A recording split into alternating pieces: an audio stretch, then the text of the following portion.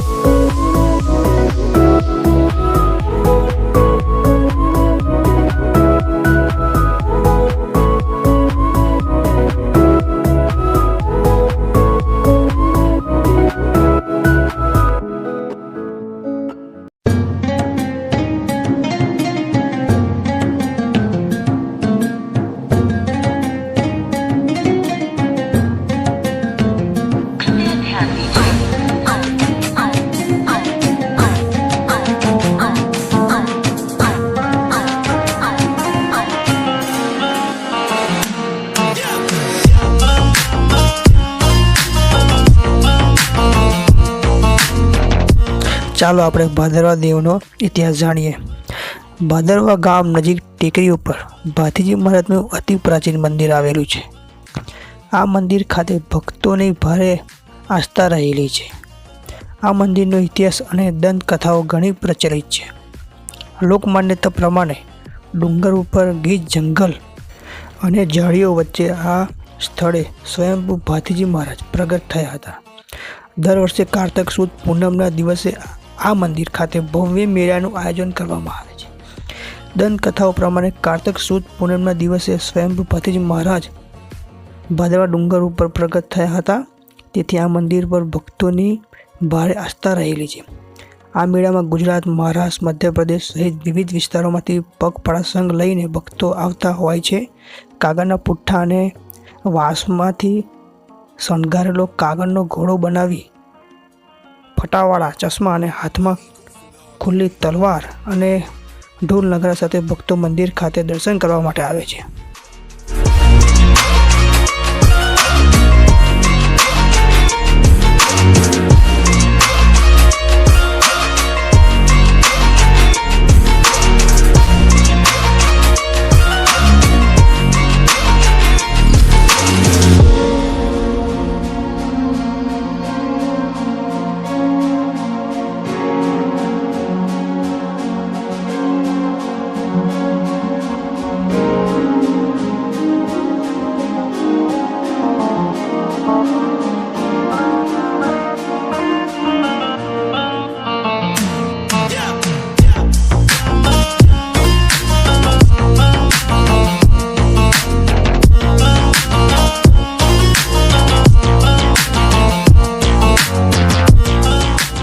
આ મંદિરની આજુબાજુ પાતાળેશ્વર મહાદેવ, મહાકાળી માતા, ખોડિયાર માતા, હડખાઈ માતા જેવા અનેક દેવી દેવતાઓના મંદિરો પણ આવેલા છે.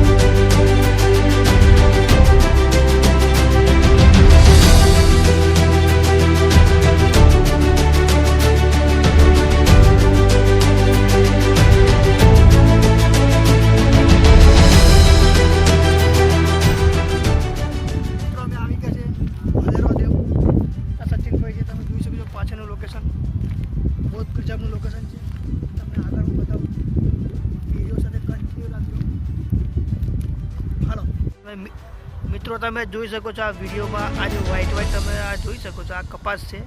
આ જે કપાસના ખેતર છે બધા જ તમે જોઈ શકો છો. ત્યાં માણસો કપાસને વીણી રહ્યા છે. તમે જોઈ શકો છો પાછળનું બધું લોકેશન છે. તમે ફોટોશૂટ કરી શકો છો. ને અહીં આગળ તમે મંદિર છે, આગળ તમે વિડીયોમાં જોયું. આ મંદિરનો પાછળનો ભાગ છે. અહીંથી તમે અહીં નીચે સુધી જઈ શકો છો. અમે લોકો તો નથી જવાનું. તમે જઈ શકો છો. ત્યાં એક મંદિર છે. આ તમે જોઈ શકો છો. આ સ્ટેચ્યુ યુનિટી તમે અહીંથી જોઈ શકશો.